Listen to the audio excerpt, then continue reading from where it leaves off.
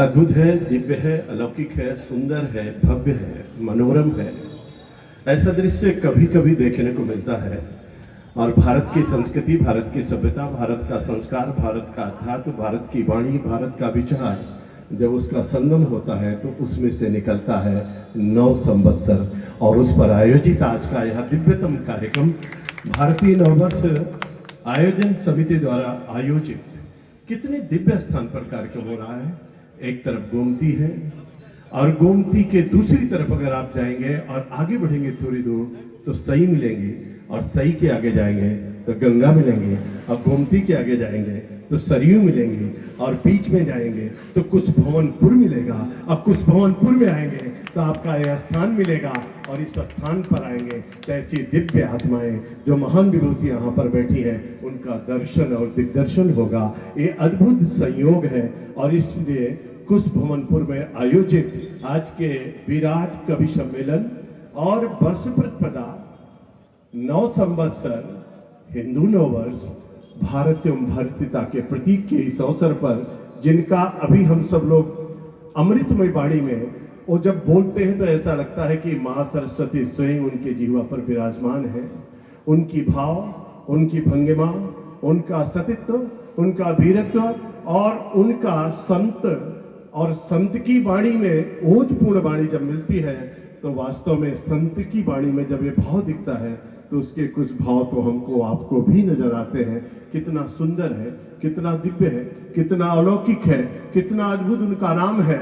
हम लोग उनको प्यार से गुरु जी तो कहते हैं, लेकिन वैसे हम उनको आदरणीय शांतनु जी महाराज के रूप में जिनको बोलते हैं उनके लिए मैं कहना चाहता हूँ, असित ग्रीष्मम शातकज्ञानम सिंधु पात्रे सुरत शाखा लेखनी पत्र मुर्वीयम लिखति यदि गृहीत्वा शारदा सर्वकालम तदव गुणामीशम पारम्ययाति। उनके बोलने के बाद मैं क्या बोलूंगा, लेकिन हमारे यहाँ कहा गया समर्थ को ने दोष गोसाई, जो कहें सब सही है। हमको चाहे मुख्य अतिथि बना दे, चाहे मुख्य वक्ता बना दे, संत जो कह दे उसको आत्मसात कर लेना चाहिए। इसलिए मैं शीश झुका करके उनको प्रणाम करता हूं और उसको आत्मसात करता हूं। ऐसे आदरणीय शांतनु महाराज जी और हमारे जिला अध्यक्ष जिनको मैं बहुत आदर करता हूं, बहुत सम्मान करता हूं, शालीनता की प्रतिमूर्त हैं, एक अच्छे कार्यकर्ता के रूप में आदरणीय सुशील त्रिपाठी जी, आदरणीय हमारे सीताराम जी विधायक जी यहाँ पर विराजमान है, हमारे आदरणीय शैलेंद्र प्रताप सिंह जी सदस्य विधान परिषद, हम लोग के मित्र, और आदरणीय प्रवीण जी भाई साहब ने इस कार्यक्रम का आयोजन किया। इसके पहले हमको 2 बार उन्होंने बुलाया, मैं 2 बार आया, बीच में इन्होंने कार्यक्रम बंद कर दिया। मैं भी भारत के विभिन्न राज्यों में प्रभारी होकर के घूमने लगा, लेकिन प्रवीण जी जब मिलते थे मैं पूछता था कार्यक्रम क्यों बंद हो गया। तो हमको तरह तरह की बातें बताते थे। अब की बार हमने कहा अब बहाना नहीं चलेगा, कार्यक्रम शुरू करिए। मैं उनका अभिनंदन करता हूं और आपसे कहता हूं जरा जोरदार तालियां आदरणीय प्रवीण अग्रवाल जो चेयरमैन नगर पालिका परिषद के हैं, अध्यक्ष हैं और इस कार्यक्रम के जो प्रणेता है, मैं उनका स्वागत करता हूं, अभिनंदन करता हूं। हमारे आदरणीय सरदार बलदेव सिंह जी कार्यक्रम की अध्यक्षता कर रहे हैं, आदरणीय डॉक्टर AK सिंह जी जो हमारे विभाग के संचालक हैं, आदरणीय रमाशंकर मिश्र जी पूर्व विभाग संचालक, आदरणीय श्री अमरपाल सिंह जी नगर संचालक, आदरणीय श्रीमती डॉक्टर निशा सिंह जी जिला अध्यक्ष विश्व हिंदू परिषद, आदरणीय डॉक्टर MP सिंह जी हमारे सामने विराजमान है पूर्व क्षेत्रीय अध्यक्ष, आदरणीय श्री ओम प्रकाश पांडे जी हमारे पूर्व मंत्री वरिष्ठ नेता, आदरणीय करुणा सिंह द्विवेदी जी पूर्व जिला अध्यक्ष, आदरणीय सीता शरण त्रिपाठी जी हमारे पूर्व जिला अध्यक्ष, आदरणीय ओम प्रकाश पांडे जी बजरंगी भैया हमारे वरिष्ठ नेता, आदरणीय रामचंद्र विश्व जी हमारे पूर्व क्षेत्रीय महामंत्री, आदरणीय श्री प्रकाश जी हमारे आदरणीय विभाग प्रचारक जी, हमारे आदरणीय श्री आशीष जी हमारे आदरणीय जिला प्रचारक, और हमारे आदरणीय दिनेश चौरसिया जी हमारे सभासद, हमारे संजय सिंह सोमवंशी भैया, और मंच का संचालन कर आदरणीय प्रीति जी, और यहाँ पर उपस्थित हमारे सभी आदरणीय इस कुशभवनपुर के सभी आदरणीय बुजुर्गों और हमारे नौजवान मित्रों और सभी हमारी माता और बहनें, आप सबको मैं शीश झुका करके प्रणाम करता हूं, अभिनंदन करता हूं और स्वागत करता हूं। निवेदन बहुत छोटा करूंगा क्योंकि कवि लोग यहाँ पर आए। मैं सभी अपने आदरणीय कवियों का हृदय से सम्मान करता हूं। लोग कहते हैं जहां न पहुंचे रवि वहां पहुंचे कवि, और ऐसे महान कवि यहाँ पर विराजमान हैं। मैं आपका कुशभवनपुर में अभिनंदन करता हूं, स्वागत करता हूं। मेरे मित्रों, कितना अद्भुत संयोग है, और ये संयोग कभी कभी बनता है। और इसलिए मैंने कहा है, चाहे ऋग वैदिक कालीन भारत हो, चाहे यजुर्वैदिक कालीन भारत हो, चाहे 6ठी शताब्दी ईसा पूर्व का भारत हो, चाहे महात्मा बुद्ध का भारत हो, चाहे महावीर स्वामी का भारत हो, चाहे चाणक्य का भारत हो, चाहे चंद्रगुप्त का भारत हो, चाहे महाराणा प्रताप का भारत हो, चाहे छत्रपति शिवाजी का भारत हो, चाहे रामकृष्ण परमहंस का भारत हो, चाहे स्वामी विवेकानंद का भारत हो, और चाहे हमारे आपके आज के सबसे लोकप्रिय नेता नरेंद्र भाई मोदी का भारत हो, एक अद्भुत भारत है, एक दिव्य भारत है। और इसलिए संयोग देखिए, और संयोग को मैं जब बताता हूं तो आप लोगों से निवेदन करना चाहता हूं, जरा ध्यान से मेरी बात को सुनिएगा। आज कौन सा दिन है? आज शनिवार है, शनिवार दिन है, और 2 संवत 2081 का अंतिम दिन है। और आप सबको मैं कहना चाहता हूं, आज से 1 अरब 95 करोड़ 58,85,127 वर्ष पहले सूरज की पहली किरण जब धरती पर आई थी, तो पहला होरा जो था वही दिन माना जाता है, सूर्य का हो रहा था। और वो दिन कौन सा था? वो रविवार था, यानी सृष्टि की रचना का दिन रविवार था। और इसीलिए सप्ताह का पहला दिन रविवार होता है और अंतिम दिन शनिवार होता है। संयोग से कितना सुखद संयोग है कि अंतिम दिन आज शनिवार है और कल पहला दिन रविवार होने वाला है। और इसलिए फिर मैं आपसे कहूंगा, 1 अरब 95 करोड़ 58,85,127 वर्ष अभी रात के 12 बजे बीत जाएगा। और कल से जब सवेरा होगा तो हमारा विक्रम संवत 2082 युगाब्द संवत 5128 वर्ष शुरू होगा। दिन कौन सा होगा? रविवार होगा। रवि का पहला होरा होगा, सूर्य का दर्शन होगा, अद्भुत दिग्दर्शन होगा। इसलिए शक संवत जब आएगा तो 1946 बीत चुका होगा, 47वां शुरू हो जाएगा। शक संवत का 1947वां, विक्रम संवत का 2022वां और युगाब्द संवत का 5128वां वर्ष कल सवेरे रविवार के दिन शुरू हो रहा है। आप कल्पना करिए, इस वर्ष का मालिक कौन है? इस वर्ष का मालिक सूर्य है, और इसका मंत्री या मालिक माने राजा, राजा सूर्य है। और मंत्री कौन है? संयोग देखिए कितना अद्भुत है, भारत के लिए कितना दिव्य है कि राजा भी सूर्य है और मंत्री भी सूर्य है। दोनों विधाएं मिल रही हैं, राजा भी सूर्य और मंत्री भी सूर्य। और इसलिए सूर्य 2025वां वर्ष और 2022वां हमारा 22वां जो हमारा संवत है, उसका राजा और मंत्री सूर्य हो रहा है। और इसलिए सूर्य किसका प्रतीक है? भारत का प्रतीक है। और इसलिए हम कहते हैं, हमारे आपके सबके मन में भावना होगी, जब काल गणना प्रारंभ हुई तो सतयुग बीत गया 17,28,000 वर्षों का, त्रेता बीत गया 12,96,000 वर्षों का, द्वापर बीत गया 8,64,000 वर्षों का, कलयुग के 5,127 वर्ष आज रात को बीत जाएगा। कल से जब शुरू होगा तो कलयुग का 5,128वां वर्ष शुरू होगा। अब मैं आपसे कहना चाहता हूं, ये 5-5 वर्ष, ये 5 हमारे चारों युगों को मिला करके एक चतुर्युगी बनती है। एक चतुर्युगी की आयु कितनी है? आप जब इसको सोचोगे तब भारत की आपको संस्कृति और संस्कार, धर्म और विचार और अध्यात्म और प्राचीनता का बारे में पता चलेगा।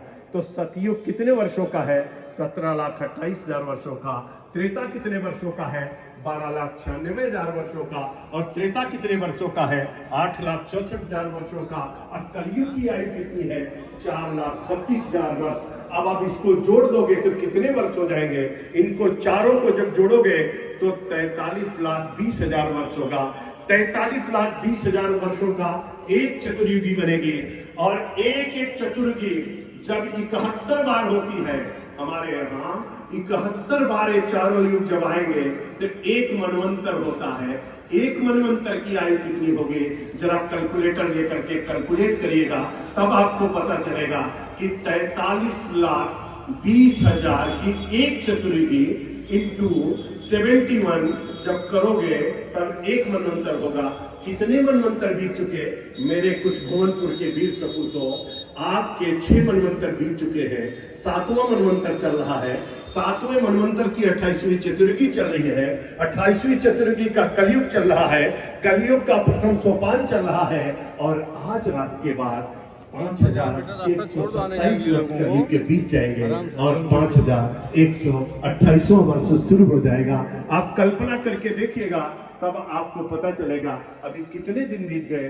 तो 30,67,20,000 वर्ष अभी जो हमारा मनवंतर बीता है, इतने मनवंतर में बीत चुके हैं। अभी कितना मनवंतर बाकी है, अब आपको मैं मनवंतर बताता हूं।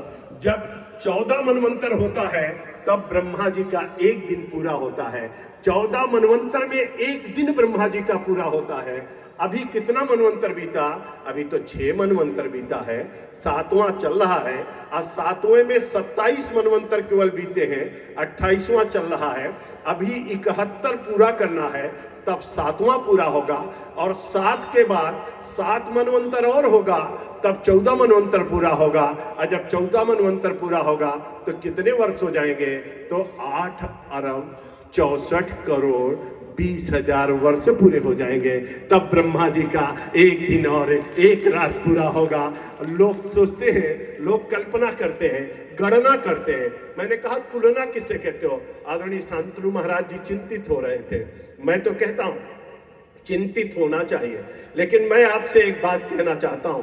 दुनिया में किसी देश के पास चले जाओ और कहीं भी खड़े हो जाओ, उत्तरी ध्रुव पे जाओ, दक्षिणी ध्रुव पे जाओ, 6 महीने की रात देखो, 6 महीने का दिन देखो। अमेरिका में जाओ, नागालैंड में जाओ, अपने अमेरिका में जाओ, चाइना में जाओ, जापान में जाओ, जर्मनी में जाओ और वहां जाकर के पूछो यहाँ गर्मी कब होती है, यहाँ वर्षा कब होती है, यहाँ शरद कब होता है, यहाँ हेमंत कब होता है, यहाँ बसंत कब होता है, यहाँ शिशिर कब होता है। वो चकरा जाएंगे, उनकी खोपड़ी घूम जाएगी।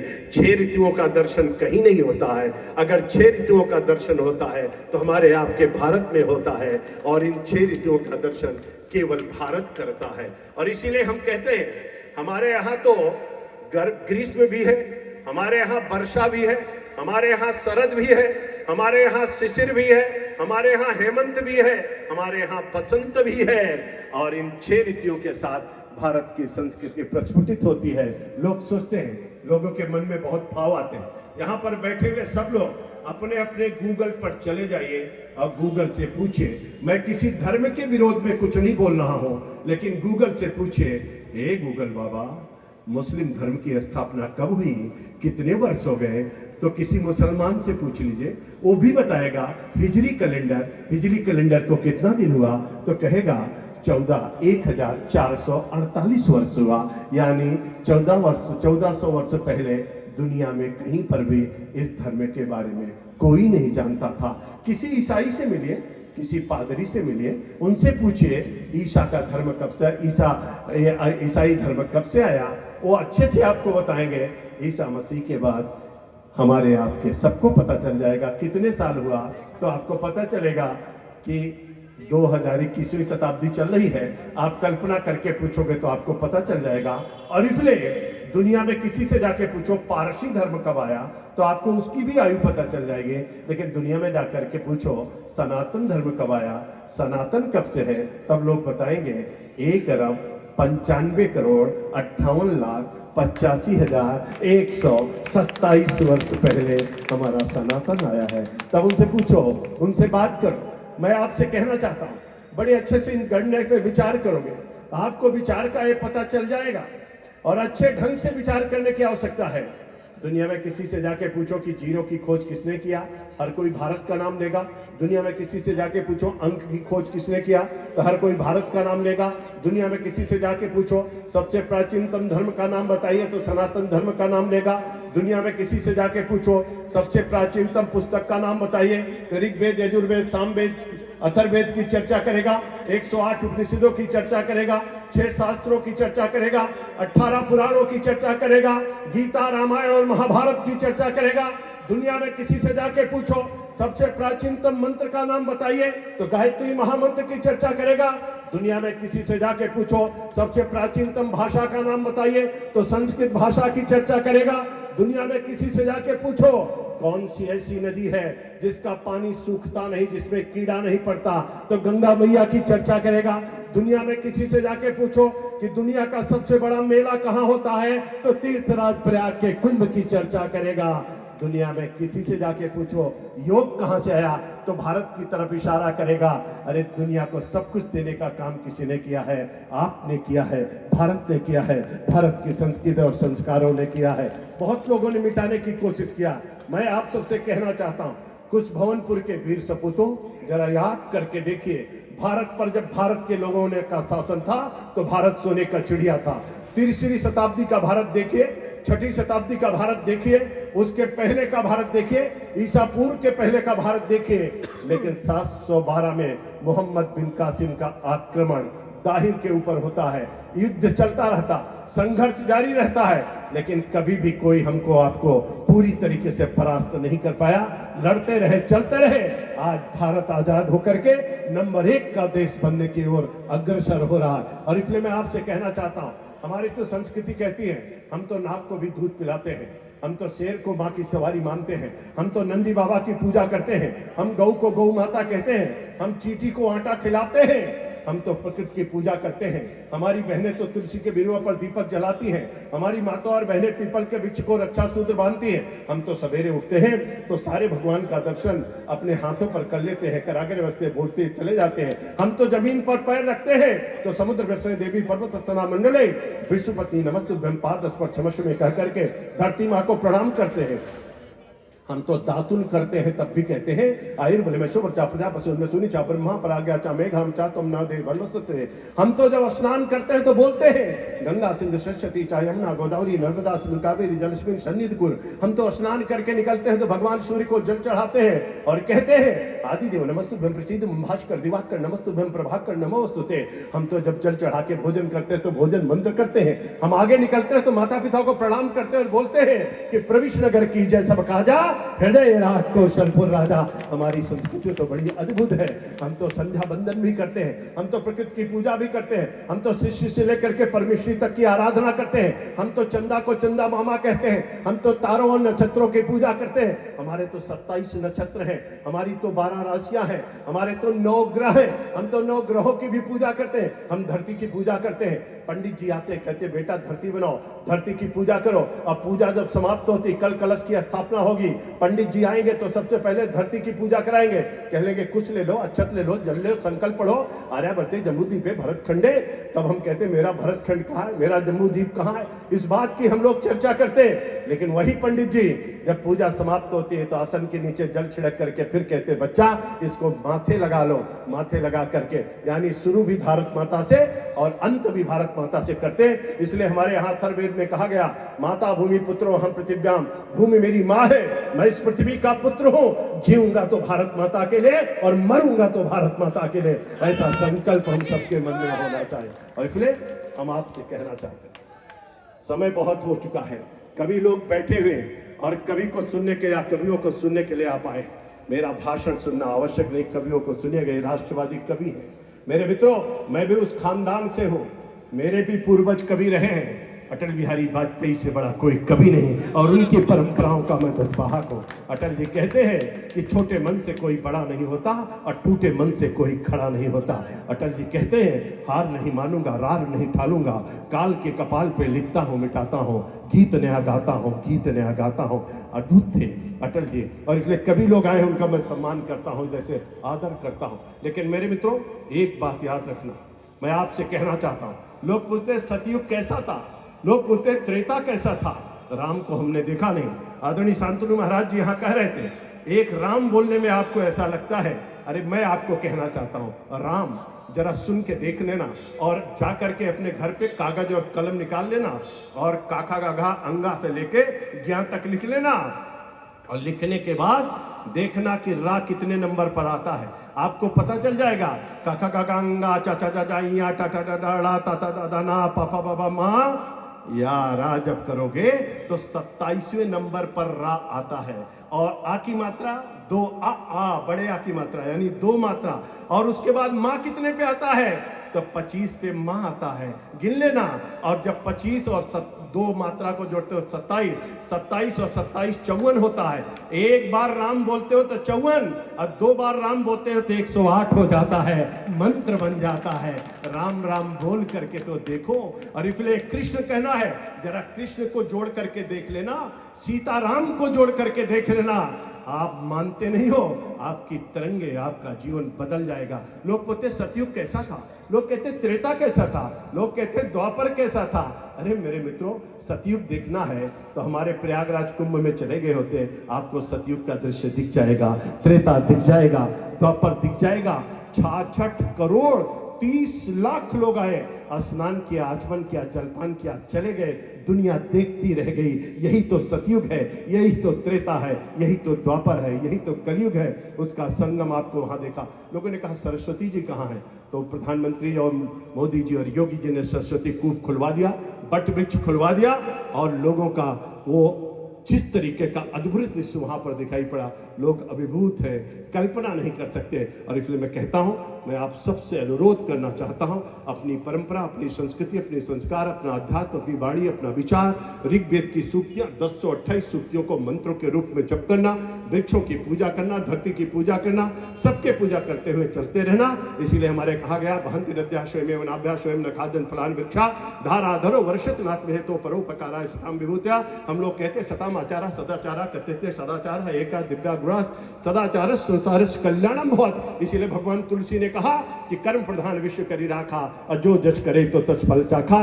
तुलसी को लगा कुछ छूट रहा तो उन्होंने दूसरी चौपाई कही, उन्होंने कहा होई है सो जो राम रचि राखा को कर तरक बढ़ावे शाखा। उनको लगा कुछ और छूट रहा, उन्होंने तीसरी चौपाई कही, उन्होंने कहा करे करावे भंजे सोई उमा राम गति लखान कोई। इन तीनों चौपाइयों के पीछे 3 भाव था, अभिवादन शीलस्य नित्यम वृद्धो अभिषेकिना चत्वार तस्य वर्धन्ते आयुर्विद्या शुभलम। इसलिए माताओं और बहनों से मैं कहना चाहता हूं, अपने संस्कार और संस्कृति की रक्षा करिए, अपने बच्चों को संस्कार दीजिए। दुनिया में कोई आदमी जो भारत की तरफ देखेगा ना, वो देख नहीं पाएगा। इतनी ताकत भारत के पास है, इतनी ऊर्जा भारत के पास है। भारत पूरी तरीके से तैयार है। मेरे मित्रों, मैं आपसे कहना चाहता हूं, हमारे पास 72 नाड़ियां इस शरीर के अंदर हैं, लेकिन केवल 3 नाड़ी सुषुम्ना और इला, और हमारी इला और पिंगला और सुषुम्ना, इन 3 नाड़ियों को ध्यान में रख करके योग का अभ्यास करते हुए, अपनी शरीर को स्वस्थ रखते हुए, भारत एवं भारतीयता का, संस्कृति एवं संस्कार का, धर्म और विचार का, अध्यात्म का आवरण लेकर के आप आगे बढ़ते रहिए। आपको 9 संवत्सर की ढेर सारी शुभकामनाएं, बहुत बहुत बधाई। आपका जीवन आनंदमय हो। कल का सवेरा जब हो, और कल से लेकर के और हमारे विक्रम संवत 2082 का पूरा साल आपके लिए आनंददायक हो। इसलिए मैं जलते हुए प्रकाश से कहूंगा कि शुभम करोत कल्याण आरोग्यम धन संपदा शत्रुपति विनाशाय दीपक ज्योतिर्नमोस्तुते। दीपक ज्योतिर्ब्रह्मा दीपक ज्योतिर्नादना दीपो हरत में पापम दीपक ज्योतिर्नमोस्तुते। इसलिए भगवान सूर्य अब निकलने की तैयारी कर रहे होंगे, उनके रथ तैयार हो रहे होंगे, 7 घोड़े और सांपों की लगाम लगाए हुए भगवान सूर्य कल सवेरे जब दिग्दर्शन देंगे, अपना रश्मियां जब निकलेंगी, ऊर्जा जब प्राप्त होगी, तो मैं ऐसे भगवान सूर्य के लिए कहना चाहता हूं, आदि देव नमस्तुभ्यं प्रसीदं भास्कर दिवाकर नमस्तुभ्यं प्रभाकर नमोस्तुते। आदित्य प्रथम नामा द्वितीय अंत दिवाकर तृतीय भास्करम प्रोक्तु चतुर्थं प्रभाकरम पंचम सहस्राश खष्टम च त्रिलोचना सप्तम हरदश अष्टम च विभावशो नवम दिनकैपो दशमम द्वादशकम एकादशतय मूर्ति द्वादशम सूर्योचा। हे सूर्य भगवान, इतनी ताकत भारत को दे दीजिए, इतनी ताकत हमारे प्रधानमंत्री को दे दीजिए, इतनी ताकत हमारे मुख्यमंत्री को दे दीजिए, और इतनी ताकत हमारे कुछ भवनपुर के वीर सपूतों को, माता और बहनों को दे दीजिए। सबका ललाट चमकता रहे, आनंद की अनुभूति होती रहे, लोग आगे बढ़ते रहे। आयोजन समिति को इतनी ताकत दीजिए कि आयोजन और भव्य होता रहे, हम सब लोग आगे बढ़ते रहे। इसी शुभकामना के साथ आपको बधाई देता हूं, अभिनंदन करता हूं, शीश झुका करके प्रणाम करता हूं। आपका जीवन मंगलमय हो। कल से नवरात्रि शुरू हो रही है, रामनवमी की बधाई देता हूं, नवरात्रि की बधाई देता हूं। खूब कलश स्थापना करिए, खूब पूजा करिए, सराबोर रहिए, चिंता मत करिए, कोई माई का लाल आपका कुछ नहीं कर सकता। भारत में बहुत ताकत है, बहुत ऊर्जा है।